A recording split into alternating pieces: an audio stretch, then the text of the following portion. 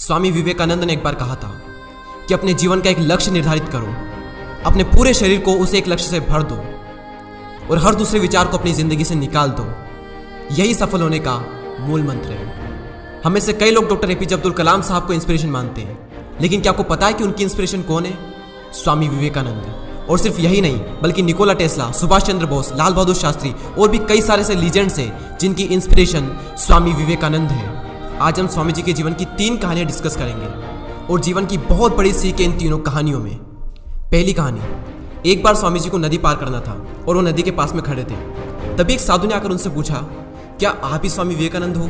स्वामी जी ने जवाब दिया कि जी हाँ, मैं ही स्वामी विवेकानंद हूँ। तभी साधु ने पूछा कि स्वामी जी, आप यहाँ पर क्या कर रहे हो? स्वामी जी ने कहा कि मुझे नदी पार करना है और मैं नाव का इंतजार कर रहा हूँ।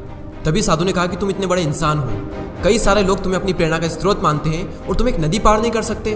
देखो, मैं तुम्हें नदी पार करके बताता हूँ। तभी उस साधु ने पानी पर चल करके उस नदी को पार किया और फिर से पानी पर चल करके स्वामी जी के पास लौट कर आए और बोले कि देखो, मेरे पास इतनी शक्ति है, मेरे पास इतना टैलेंट है, मेरे पास इतना ज्ञान है, उसके बावजूद भी मुझे कोई नहीं जानता। और तुम्हारे पास कोई ज्ञान नहीं, कोई शक्तियाँ नहीं, उसके बावजूद भी तुम्हें सब जानते हैं। तभी स्वामी जी मुस्कुराए और साधु से पूछा कि तुम्हें यह विद्या सीखने में कितना टाइम लगा?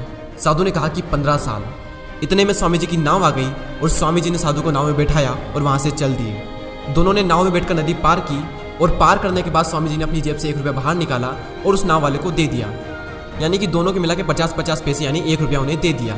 तभी स्वामी जी ने साधु से कहा कि जो काम तुम 50 पैसे में कर सकते थे, उसके लिए तुमने अपनी जिंदगी के 15 साल बर्बाद कर दिए। और अगर यही 15 साल तुम समाज की भलाई में लगाते तो आज तुम्हें भी पूरी दुनिया जानती।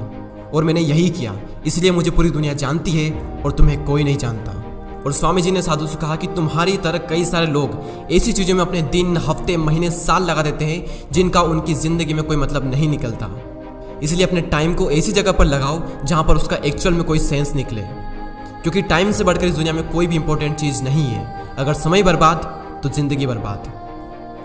दूसरी कहानी, एक बार स्वामी जी एक ब्रिज पर चल रहे थे। तभी वहाँ पर कुछ बंदर उनके पीछे पड़ जाते हैं। कोई बंदर उन पर लपक रहा, कोई उनका प्रसाद छीनने की कोशिश कर रहा और स्वामी जी उन बंदरों से पीछे छुड़ाने के लिए वहाँ से भागने लगे। स्वामी जी भागे जा रहे थे और वो बंदर भी उनके पीछे पीछे भागने लगे।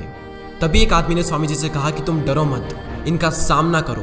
तुम जितना ज़्यादा इनसे डरोगे ये तुम्हें उतना ही ज़्यादा डराएंगे। तभी स्वामी जी पीछे मुड़ते हैं और आंखें निकाल कर उन बंदरों पर जोर से चीखते हैं और तभी सारे बंदर वहाँ से दुम दबाकर भाग जाते हैं। और उन्हीं बंदरों की तरह होते हैं हमारे नेगेटिव थॉट्स, जिनसे हम डरते हैं। और जितना ज़्यादा हम इनसे डरेंगे ये हमें उतना ही ज़्यादा डराएंगे। इसलिए नेगेटिव थॉट्स और डर से डरो मत, बल्कि उनका सामना करो। इनसे तुम जितना ज़्यादा डरोगे ये तुम्हें उतना ही ज़्यादा डराएंगे।